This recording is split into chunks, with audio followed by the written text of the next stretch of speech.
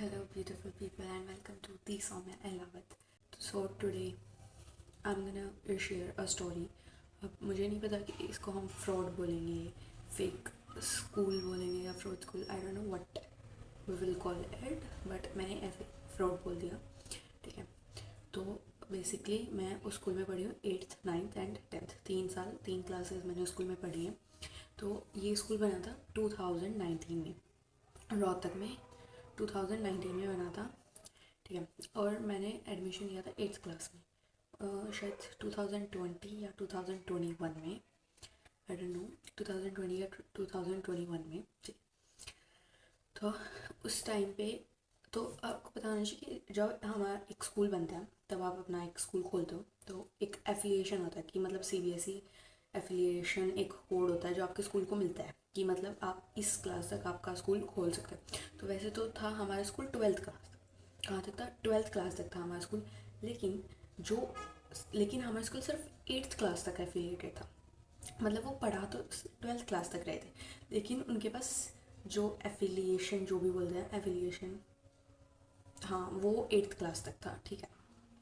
तो एक टाइप से तो ये मतलब तुम पढ़ा 12th क्लास तक रहे हो, तुम्हारे पास परमिशन सिर्फ 8th क्लास तक की है.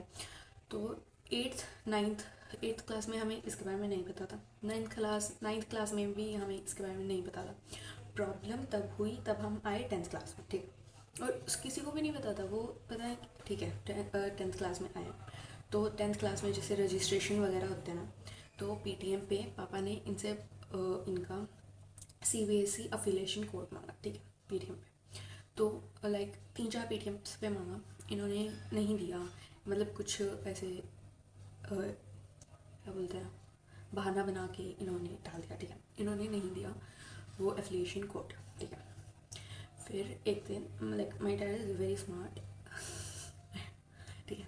तो एक दिन पापा ने प्रिंसिपल से जाके बात करी कि ऐसे ऐसे मेरे को एफिलिएशन कोड चाहिए, ये वो. ठीक है. तो उन्होंने दे दिया. फिर my dad has a friend in CBSE something. तो उन्होंने चेक कराया तो उनको पता लगा कि ये हमारा स्कूल जो है वो सिर्फ 8th क्लास तक एफिलिएटेड है, उसके बाद तो ये शो ही नहीं कर रहा. मतलब टेक्निकली अगर मैं कहूँ तो मेरा स्कूल जो है वो जो स्कूल था वो सिर्फ 8th क्लास तक ही था. अगर मैं किसी को मतलब वो CBSE के लिए वो 12th क्लास तक स्कूल था ही नहीं. वो 12th क्लास तक स्कूल एग्जिस्ट ही नहीं करता था. वो सिर्फ 8th क्लास तक स्कूल एग्जिस्ट करता था. ठीक है. तो फिर ऐसे ऐसे मेरे पापा की इनके साथ लड़ाई हो गई. ठीक है. ठीक है. लड़ाई हो गई. फिर आते हैं हमारे बोर्ड्स के टाइम, बोर्ड्स का टाइम. ठीक है. बोर्ड्स के टाइम पे भी मतलब हाँ, प्रैक्टिकल्स तो हमारे स्कूल में ही हुए थे, लेकिन उस टाइम पे जो हमारे 12th क्लास के जो बच्चे थे ना, 12th क्लास में तो स्कूल में ही आते हैं ना आपके एक्सटर्नल प्रैक्टिकल लेकिन हमारे स्कूल में एक्सटर्नल बाहर से प्रैक्टिकल लेने नहीं आए. हमारे बच्चों को एक स्कूल था जसिया में, मतलब वो इन्हीं की ब्रांच थी. दूसरा स्कूल था इन्हीं की ब्रांच का था, जसिया में.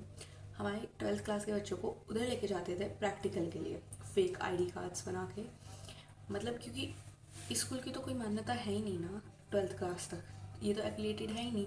तो मतलब कि इन्होंने हमारा नाम रोहतक वाले स्कूल से नहीं चला रहे थे, ये हमारा नाम चला रहे थे जसिया वाले स्कूल से. ठीक है. फिर आता है हमारा 12th का बोर्ड्स का प्रैक्टिकल. 12th में तो भी हूँ मैं, 10th के बोर्ड्स का टाइम आता है. इन्होंने हमें बना दिए फेक ID कार्ड्स बनाए उस वाले स्कूल के, जसिया वाले स्कूल के. इन्होंने हमें फेक ID कार्ड्स, मतलब जो हमारे पास इस स्कूल के ID कार्ड्स थे ना, बोले कि ये वाले फेंक दो, इनका कुछ काम नहीं है.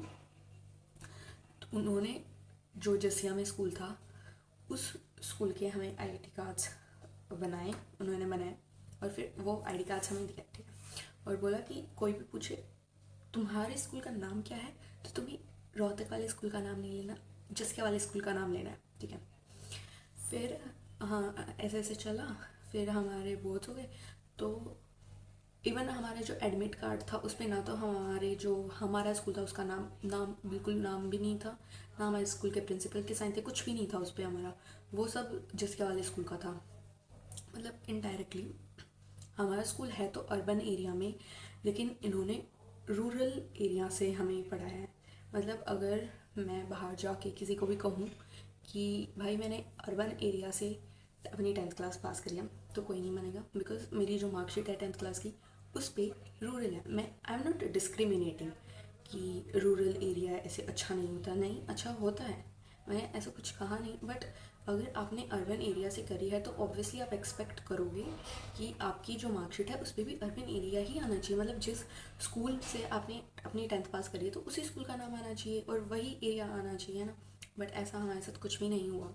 हमारी 10th की मार्कशीट आई उसी जसिया वाले स्कूल का ही नाम, वही एरिया, मतलब सब कुछ उसी स्कूल का था, ठीक है। तो ऐसे ऐसे चलता रहा, चलता रहा, ठीक है।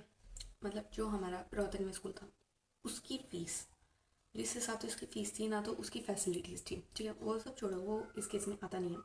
लेकिन उसकी फ़ीस, रोहतक वाले स्कूल की फ़ीस जसिया वाले स्कूल के कंपैरिजन में बहुत ज़्यादा थी, बहुत ज़्यादा थी।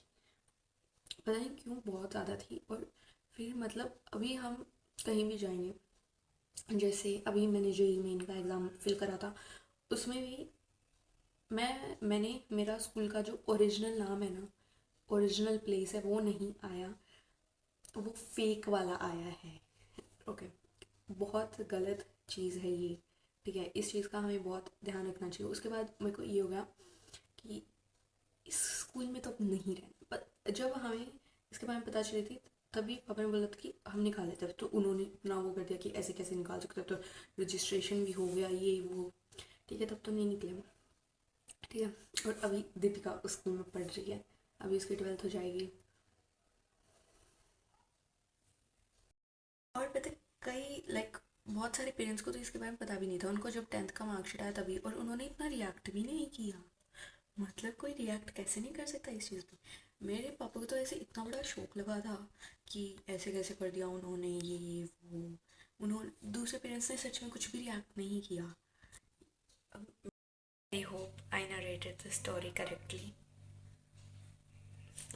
Make sure to subscribe, like, comment.